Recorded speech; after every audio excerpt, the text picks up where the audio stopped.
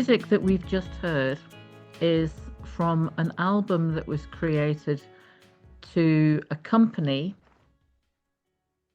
this book. If any of you have come across it, it might be backwards on your screens right now. The Lost Words by Robert Macfarlane. And it was a book that he created in remembrance of the words that were being deleted from the Oxford English Children's Dictionary because of the species and other things that were going extinct. And many people found that heartbreaking. It's a beautiful book. It's well worth gifting to someone over Christmas. I'm not on any sort of commission. And it was accompanied by this album by many musicians, including Corinne Polwart, to remind people of what it is that we have and had and what we're losing.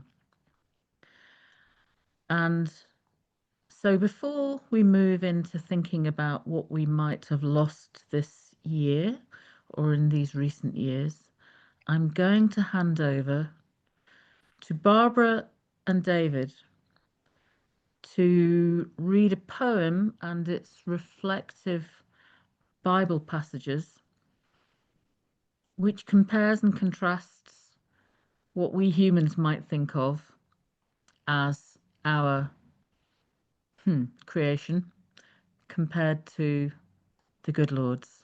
And I'll be quiet now. It's called Mapping Hyzex Island by Janet Lees. On the first day, we viewed the island from above, a lightning flower flung across the skin of the sea, under the burning eye of the sun. God said, "Let there be light," and there was light. God saw the light was good, and he separated the light from the darkness. God called the light day, and the darkness he called night. On the second day, we approached it from the water, observing aspects of permanence. 3 years and 4 months an island now, its shape shifting between evening and morning. And God said, "Let there be a vault between the waters to separate water from water." And God called the vault sky.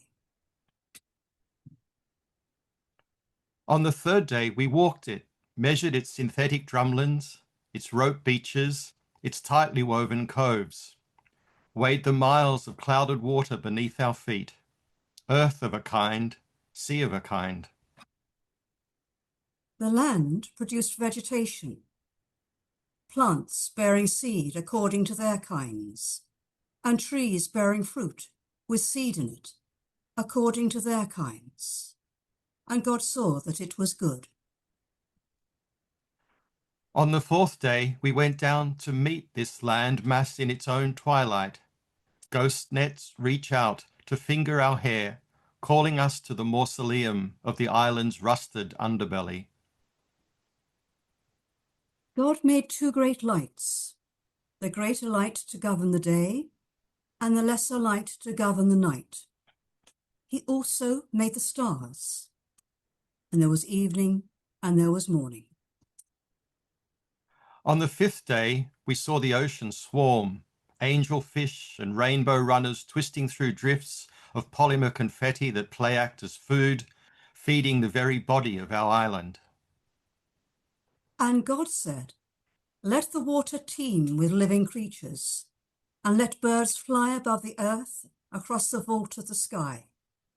So God created the great creatures of the sea and every living thing with which the water teems and that moves about in it, according to their kinds, and every winged bird according to its kind. The sixth day, we spent logging life, a shore crab, clams, an albatross in flight off the Western Peninsula. We collected old eel traps, scraps like pastel coloured shark's teeth. God made the wild animals according to their kind, the livestock according to their kinds, and all the creatures that move along the ground according to their kinds, and all the beasts of the earth, and all the birds of the sky, and all the creatures that move along the ground. Everything that has the breath of life in it were given green plant for food. With which to make a necklace for the children, we bowed our heads under the weight of that night's stars. And when the seventh dawn came, we saw our work was done. God blessed the seventh day and made it holy, because on it he rested from all the work of creating that he had done. Amen. Thank you both so much for that parallel reading of the poem by Janet and of Genesis, of the book of Genesis. Hyzex Island, for those of you who might not know, is effectively an island made up of fishing debris, plastics, and other trash, and it's just a symbol. It is a symbol of the poverty of our creation when we compare it to that of our Lord. If anyone is interested to see Janet's poetry, she's at Janet Lees 2001 on Instagram. At Janet Lees 2001 on Instagram, and I can send you that later if need be. That's really only a scene setter to remind us of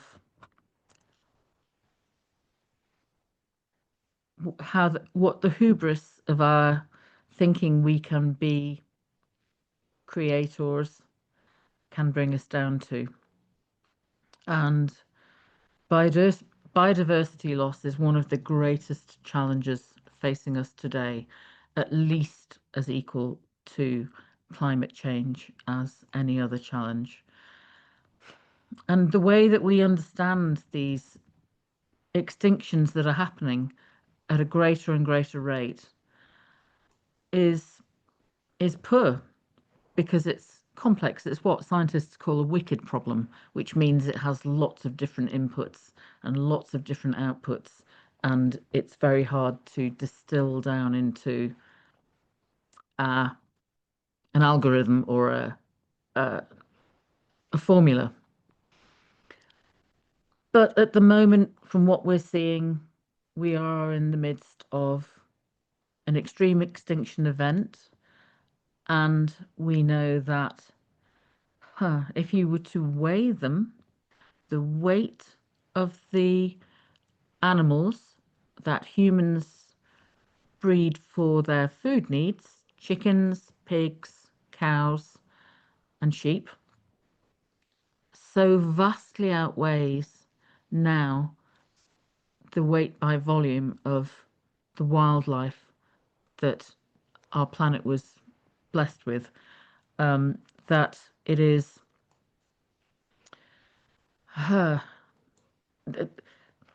there's a there is a risk in having too much weight on a few species, whereas what they call redundancy in systems thinking. So having more than you need, but if one goes wrong, the other one will be still there. That is the blessing that biodiversity gives us. And so I'm going to invite us all to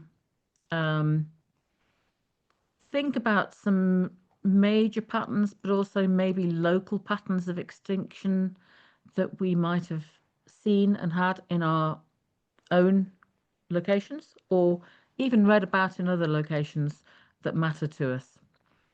And before we go into that, can I invite us all to just take a moment of prayer? So if you're willing to and happy to close your eyes. God of all creation, you created animals and plants and other creatures to roam the earth and fish to fill the seas. We pray for these creatures on the verge of extinction, especially those that are responsible for poaching and polluting, that those people will be held responsible. Help us, your creation, to live in a way that doesn't endanger life, but cherishes and nourishes the life in and around us. Amen.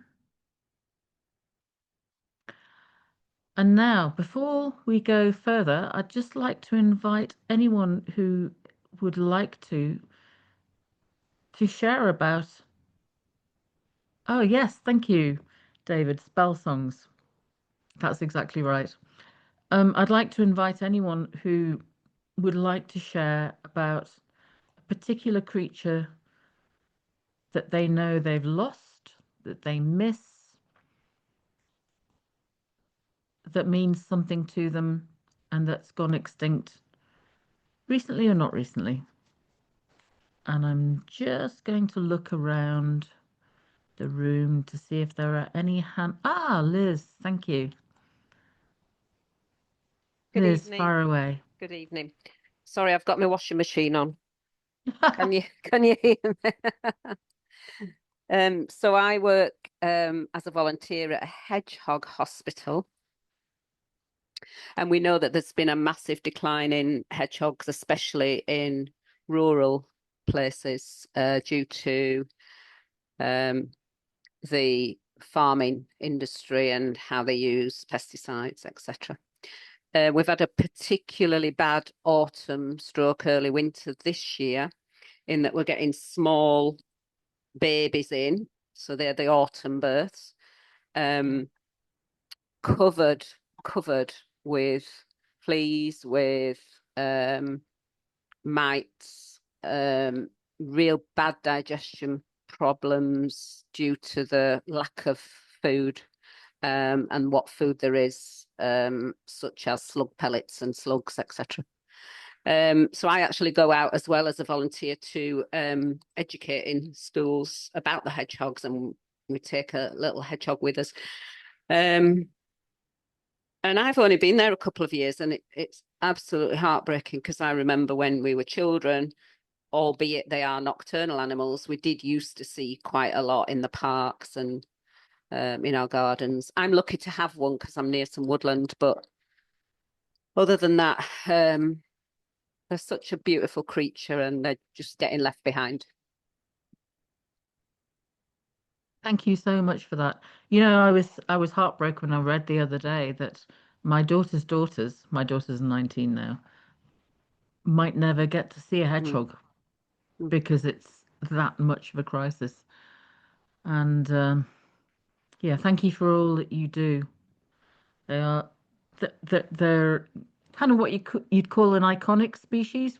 Everybody thinks of them when they think of the British countryside. And yeah, thank you. I can see Judith has her hand raised. They're not extinct species, but when we first moved to our house about 30 years ago, we certainly had sparrows in our garden and greenfinches, and we now have neither. I feel slightly guilty about the greenfinches because I understand a lot of those died because of some kind of disease, and whether I don't know whether in feeding the birds we encourage a disease. I don't know. There used to be sparrows at the bottom of our road where someone had a very thick privet hedge, but this last year they've disappeared too. So now I have to go right down to the bottom near the railway where there's still some sparrows, but there's just this diminishing number of birds. And the trouble is, I think for a lot of people, it's the new normal now not to see birds, sparrows or greenfinches or blackbirds or thrushes. We don't realise what we've lost. There's a term for it, isn't there, Judith? I think it's base level erosion or something like that.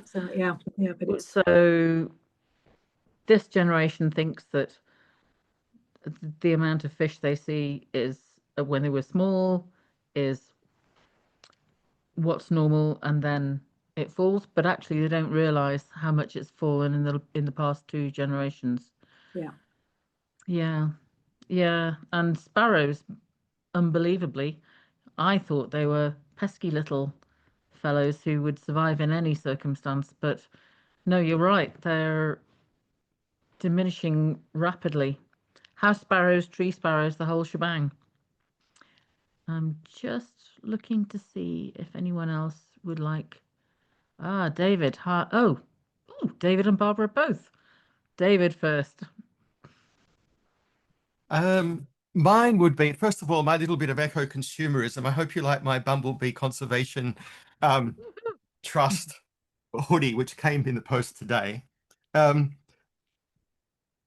The short-haired bumblebee, I have not seen either of these bumblebees. One of them is extinct, but it was extinct before I came here in 2000. That's the short-haired bumblebee. So they made an attempt to reintroduce, but it seems to have failed. The other one, I don't think it's going to show very well on this, is a very sort of yellow, a carter bee, as carter bees are, a sort of very yellowy one. It's very rare, probably the most endangered species of bumblebee in the UK now that we still have. And it's found sort of in the lower Thames estuary and over towards sort of in the area of Somerset. But it's just seriously decreased. I think bumblebees, honeybees get a lot of press because of colony collapse and things like that, but honeybees are not actually threatened. There are problems for sure, but they're not in danger.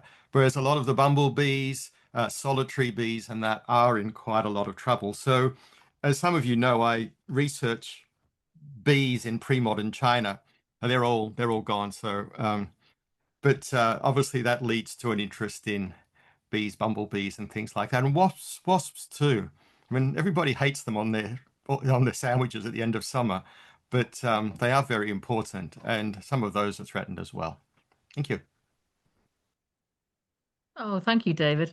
And actually, wasps, yeah, you're right. They do a lot of the heavy lifting when it comes to pollinating, even if they are little fluffy balls of resentment flying around. Just in case you didn't know, here in the Isle of Man, we are I think, the only varroa mite free place on the planet. Possibly there's another island near to New Zealand, I'm not sure, but we have varroa free. Varroa mites are, for those who don't know, mites that really deplete the health systems of bees and have been implicated in the plummeting bee population, along with lots of other things. So far we don't have any varroa mite at all, and we export queens to other places that need clean bees that are not mite infected. But anyway, there we go. Oh, thank you, David. Yeah, there we go. So there are other species that are resistant to varroa. Cool. Um, so I'm just scooting around. I saw somebody else's hand up. Some of you will know my late husband, Edward, was American. He was an eco-theologian. And where he grew up in Michigan was one of the places where the passenger pigeons were at one time incredibly numerous. So I was quite thrilled when I saw the image that I think Ruth would have selected to advertise this workshop featured a passenger pigeon. So I got out his first eco-theological book, of 3 of them, and in that he talks about the passenger pigeon. And so I'm just going to read a little bit from it. What haunted me and many youngsters were the feathery ghosts of the passenger pigeons. Every boy then growing up, that would be in the 1930s, everyone growing up in Michigan knew about the passenger pigeons. None of us had actually seen one. Book pigeons don't really live and fly through the woods at dawn. But their ghosts troubled the Michigan psyche. probably because there were still living codgers who remembered them whistling through the sky in their millions. White-breasted and gentle, they filled whole woods when they nested. When settlers with shotguns reached the Great Lakes, the pigeons were doomed. John Muir, when a youth in neighboring Wisconsin, said every gun was pointed at a pigeon. It seemed their numbers were infinite, that they would last forever. Some were caught, blinded, and tied to stools as decoy. The name stool pigeon lives on, but the pigeons did not. Michigan was their last nesting habitat. In 1878, one Michigan hunter shipped east 3 million birds. The last wild bird was seen just 18 years later near my grandfather's farm. The last pigeon of all died in 1914 in the Cincinnati Zoo. Her name was Martha. If it happened to the pigeons and the dodo, we wondered as boys if it could happen to other birds, to animals, to us too. The thoughts of youth are long and deep.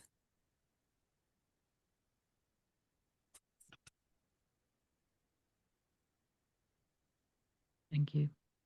Thank you, Barbara.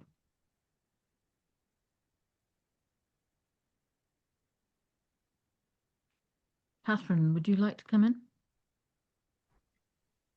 Wow, I don't have anything to read like that. But I do remember that as a teenager, when I first joined the local wildlife trust, we monitored for water vole activity.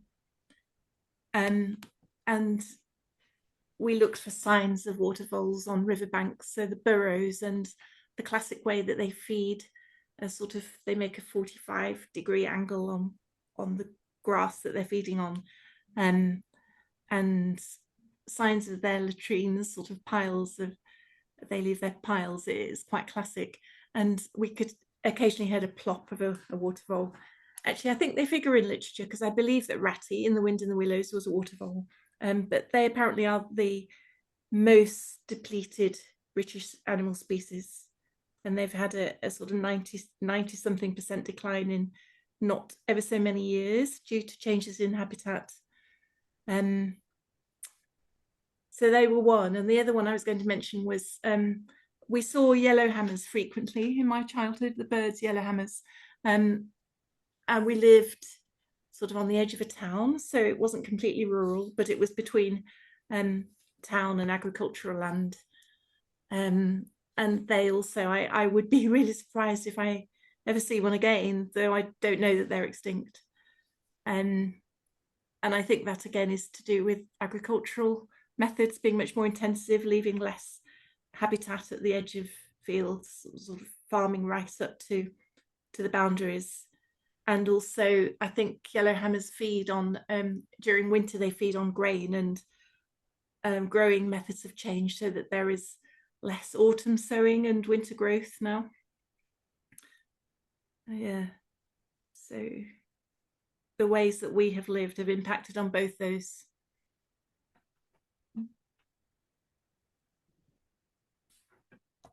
Thank you, Catherine. I think a lot's been lost in the ways that, so 20 years ago, the farmers that I knew in the Isle of Man walked their land all the time. Spotted lichens, spotted mushrooms, spotted birds, and whether or not they cared about them, they were aware of them. And now, as I understand it, and I'm not criticizing them for it, they trundle around in their Land Rovers and they don't have that visibility. they don't have the same visibility as to what's going on. So yeah, I think that really unhelps us, if that's a right word. I would like to just dive in, if I may, with a word on lampreys in the Isle of Man, because it is possible for a species to become extinct in a small area. Ours is an island, so maybe it feels smaller than it really is. But in any event, it can become regionally extinct. And we used to have a good complement of freshwater, saltwater, and brine water lampreys. I don't know if any of you remember. I think one of the did Shakespeare have one of his kings die of a surfeit of lampreys? Might have been Henry V. I might be wrong on that. Somebody can Google it for me. But they look a bit like eels. They're fish. They haven't got proper jaws, and they are massively sensitive to pollution, which unfortunately we have here in the Isle of Man, through not the best control of agriculture runoff into the watercourses, and also some old mine tailings runoff into the watercourses. So there are things that are not helping our wildlife at all. And they tend to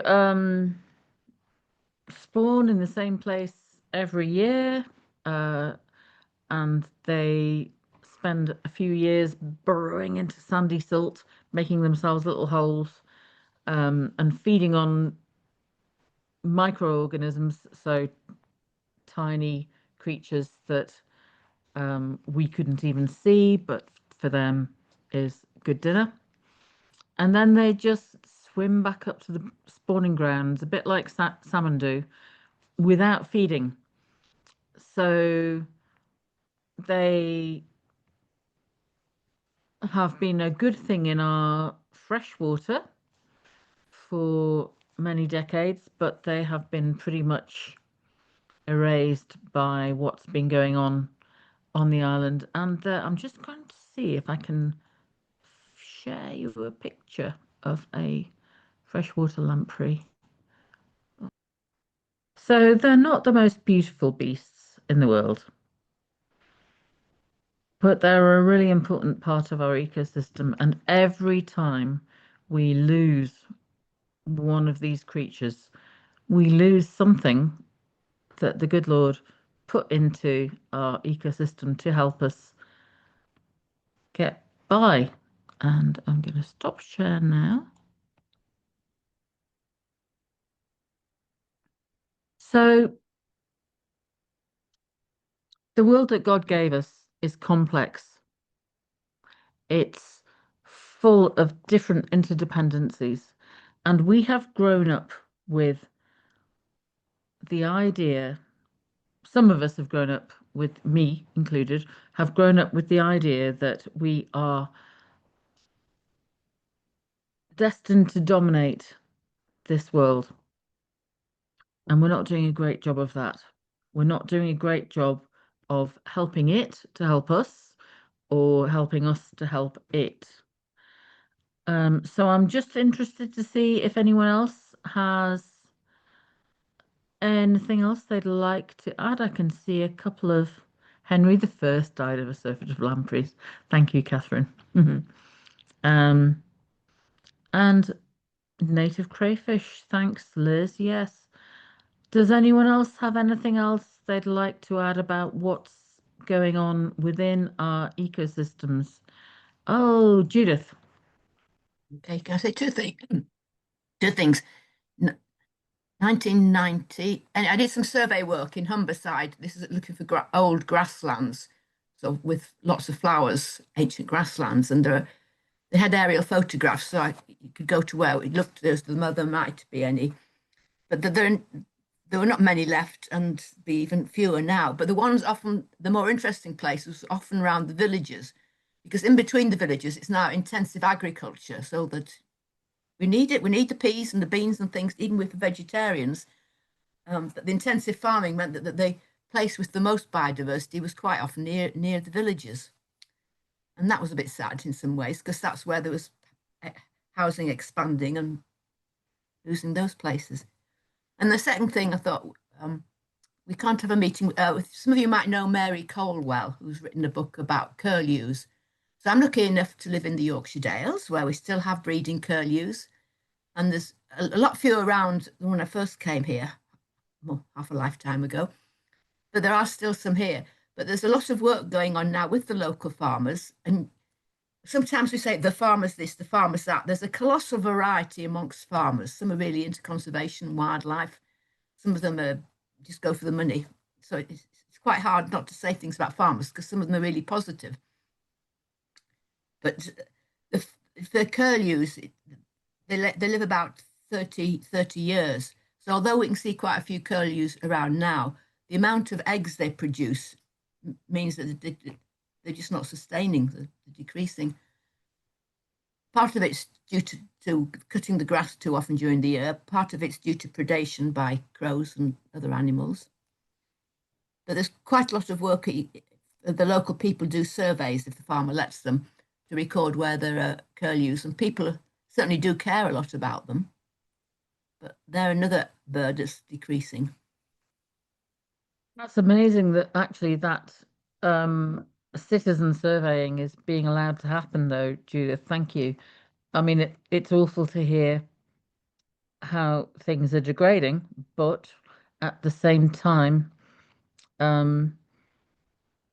you know, as I say, we have this chap in the Manx Wildlife Trust who insists on walking the fields of every farmer on every farm to understand what's there, and he says it's having a transformative effect on them in terms of them understanding what they've got, not just birds and uh, longtails and the like, but also uh, lichens and mushrooms and so forth.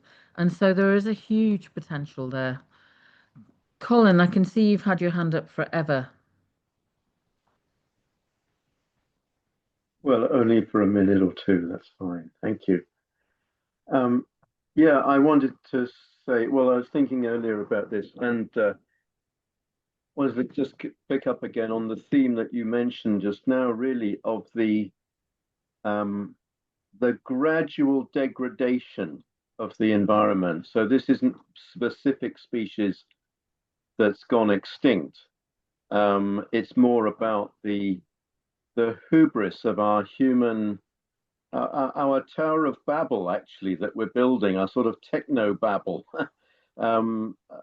trying to be God when we can't be, because that's not our role.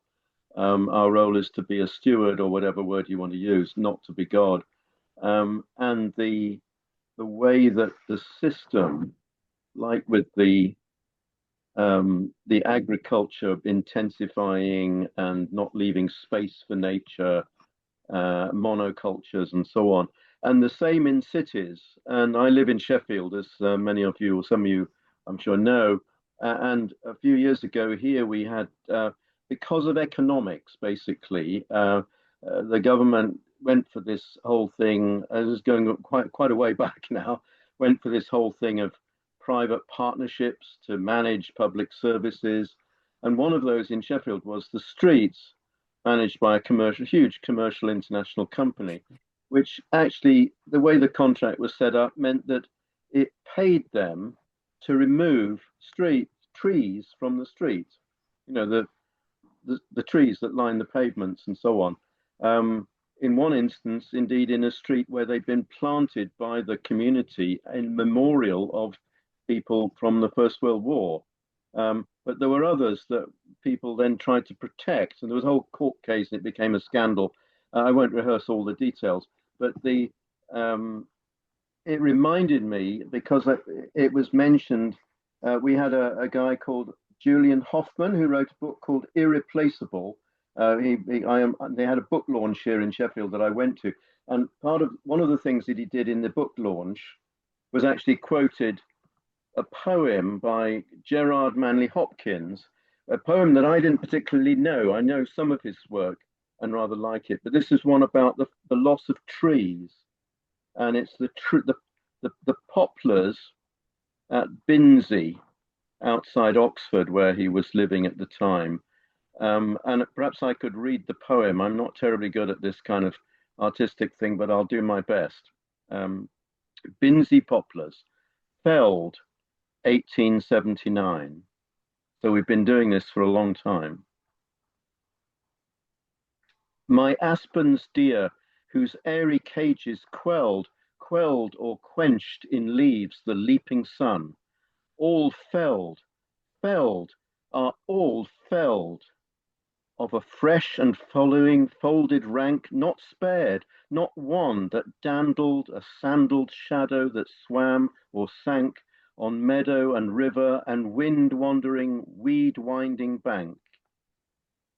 Oh, if we but knew what we do when we delve or hew, hack and rack the growing green, since country is so tender to touch, her being so slender, that like this sleek and seeing ball, but a prick will make no eye at all.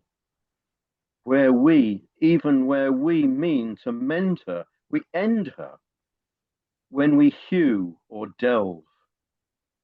Aftercomers cannot guess the beauty been.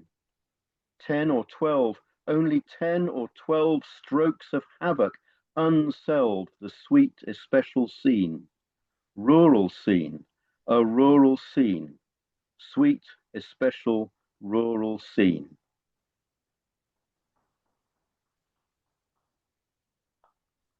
Well, then, thank you.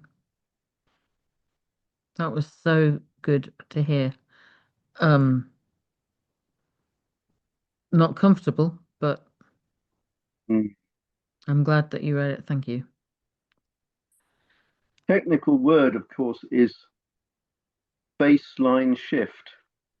Yes.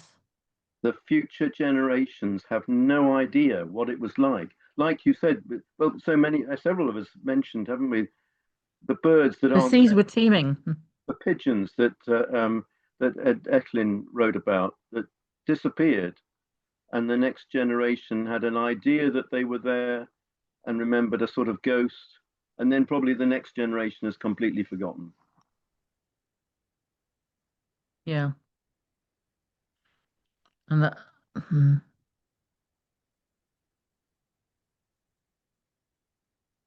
Thank you. So,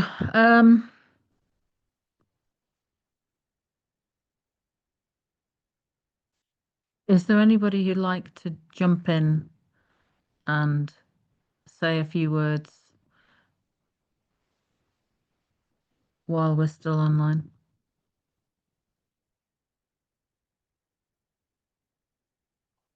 Thank you, Catherine. Far away.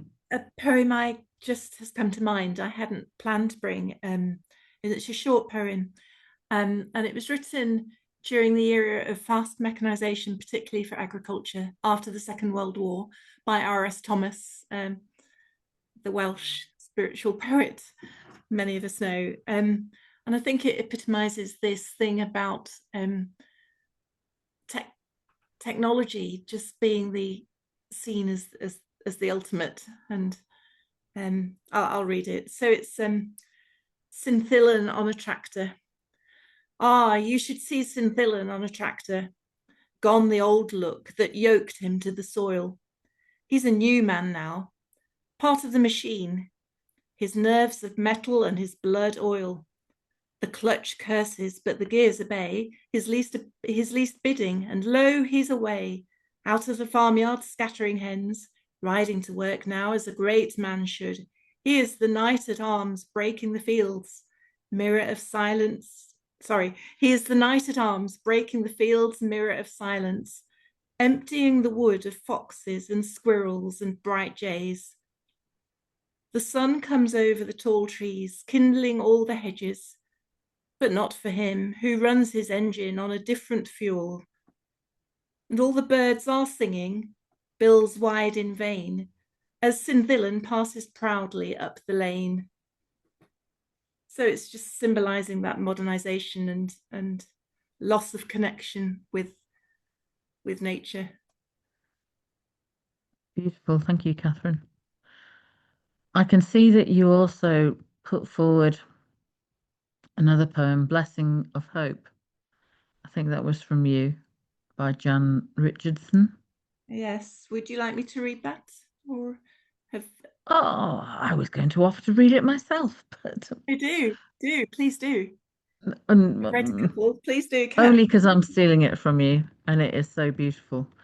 And because I'd like to invite us all after this to think about anything we can do. Do you know, it was interesting today because I read an article in the food group about systemic sin, about the sin we are all sucked into that destroys livelihoods and lives and animal welfare and so on and so forth. And that was huge for me. I kind of knew the idea of it, but I hadn't thought hard about it. I thought more hard about individual personal sin. And then this came along and it helped me. So it's from Catherine. Thank you, Catherine. And it's called Blessing of Hope, and it's by Jan Richardson. And maybe we'll use it too, unless anyone else has anything to contribute to wrap up. Blessing of Hope. So may we know the hope that is not just for someday, but for this day.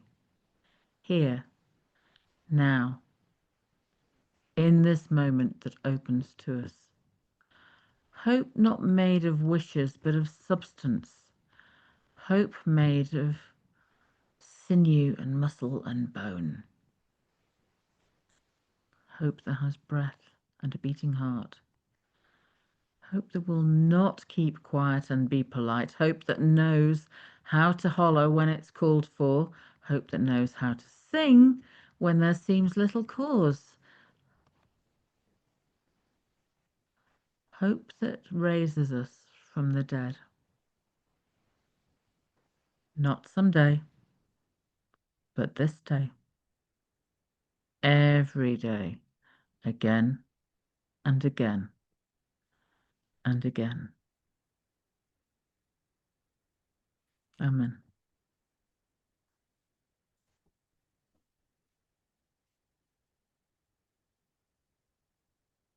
And I am so grateful to all of you who came along to talk about these things that are not comfortable. That it's not comfortable at all to think about the fact that your and my lifestyle, where I can come into a room and flick a switch and a light comes on, is costing someone a life. It's huge and it's scary. And when Christ said, sell all your stuff and follow me, give it to the poor, he wasn't messing around. He wasn't kidding. But it's very hard to do in our common culture. So I am really grateful to all of you who came and listened and contributed, or just came and listened. I can see a still raised hand. Catherine, is that you?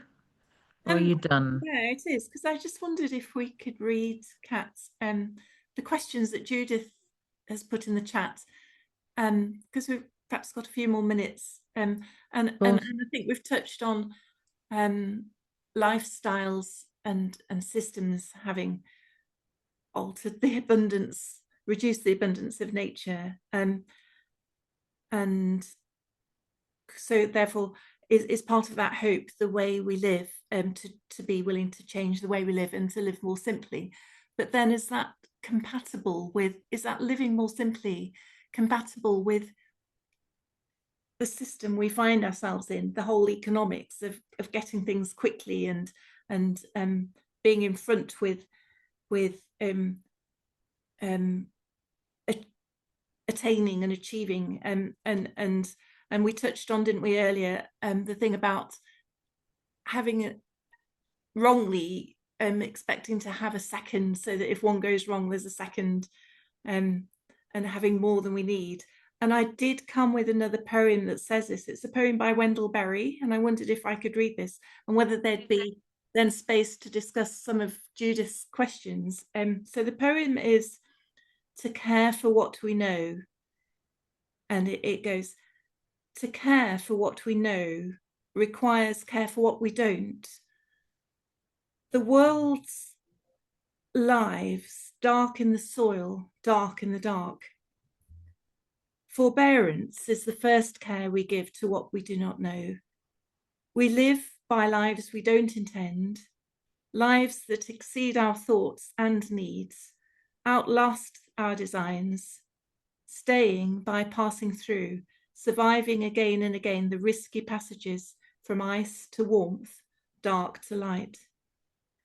Rightness of scale is our second care, the willingness to think and work within the limits of our competence to do no permanent wrong to anything, of permanent worth to the earth's life, known or unknown, now or ever, never destroying by knowledge unknowingly what we do not know, so that the world in its mystery, the known unknown world, will live and thrive while we live.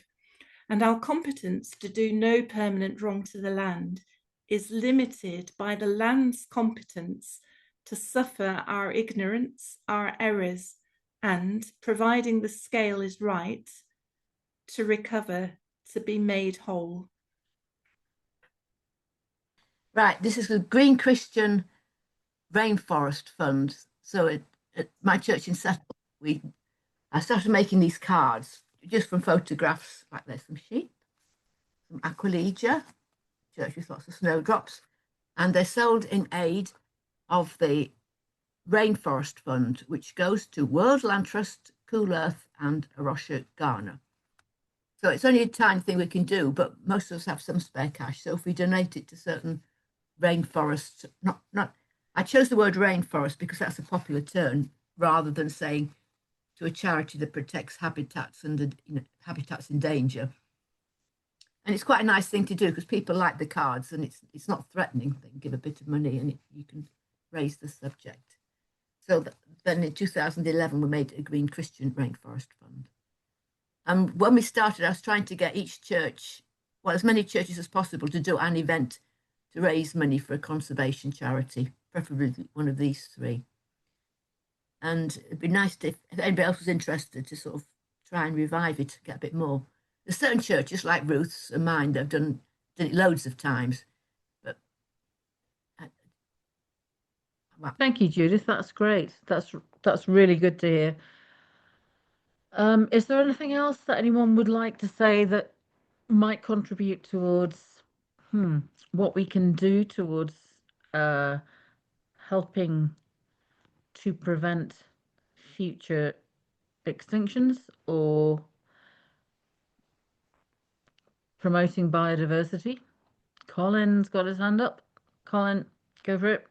Well, two things really. One, I think I'm actually quoting Judith, or quoting or referring to a piece from Judith about being a bit of a nuisance. Was it you, Judith? You stood up and after your church meeting, after coffee, and said, "I've got a lot of things to say." And basically, I think just the point being that was a great example. I loved reading your story there. But the thing being, I was on the Green Christian website, I guess, but to show up and continue being a nuisance. Yes. I'm turning into sort of a kind of a hopefully positive version of Victor Meldrew, if you know who Victor Meldrew was. But you know, the sort of the grumpy old man, but the positively grumpy old man who's grumpy in a positive direction about saying, look, you shouldn't be going on like this. You know, come on, get on with it. You know, we're wrecking stuff. Stop it. You know, or whatever. But also to just yes to I mean I've always called myself a repentant sinner because I spent much of my professional life as an engineer and in business doing all the things. You know, I was in oil and gas and I was in automotive and aerospace. I went to Michigan to do business with automotive companies, not to look for pigeons. You know, and I've kind of repented of that. But you know, to actually keep showing up and challenging people about the lifestyle, yes, to model it ourselves, but to keep challenging other people, and to do that not only in church but also where we've got the sort of the faith and creation care angle, but also in the public square, alongside so many fellow travelers, you know, in politics or in other activism and so on, just to keep showing up and doing it, I think. Um, and we need to encourage each other in that. Yeah. I 100% agree with that, Colin. I led a plenty session here on the Isle of Man. At the end of it, one really lovely, godly lady said to me at the end, please, can we not do anything like this again? Because I'm fed up of feeling guilty. And it was hard for me to know what to say because, yeah, sorry, I'm sure it's completely obvious, but hey ho.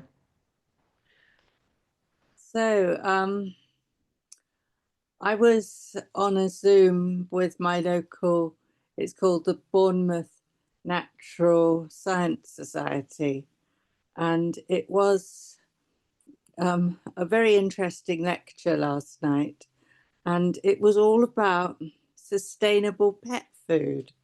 Now, I've got a dog and a cat, and I feel very guilty about feeding them dead animals.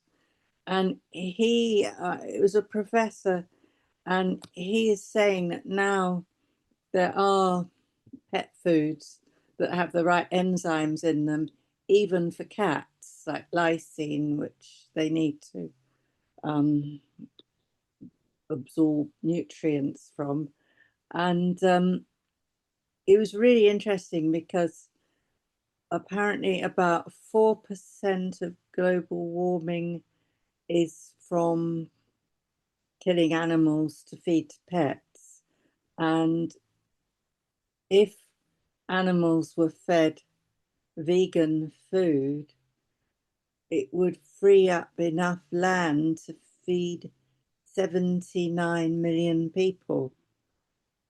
So, you know, that's because obviously it takes much less land to grow a field of lentils than to feed you could feed so many people from a field of lentils as opposed to one cow.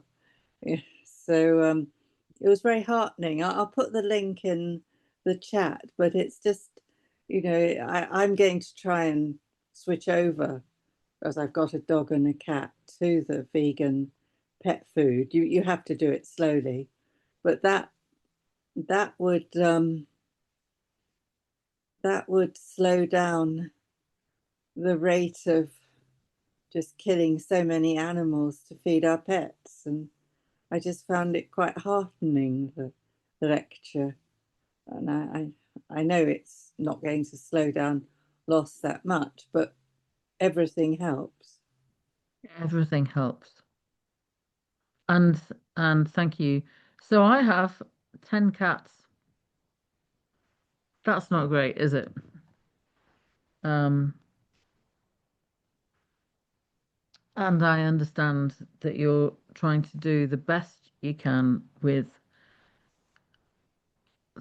the beloved animals that you have. And yeah, I'm just really glad of the fact that you shared how you're planning to do that. Thank you.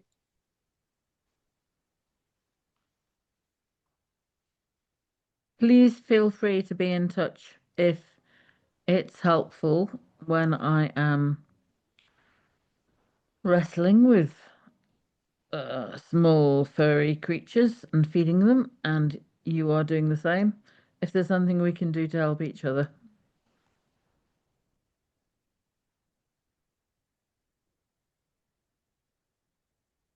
I put the link for this chap's website in the chat, and it's got all his research. He's a professor, got all his research in it, and it's also various links for Thank you.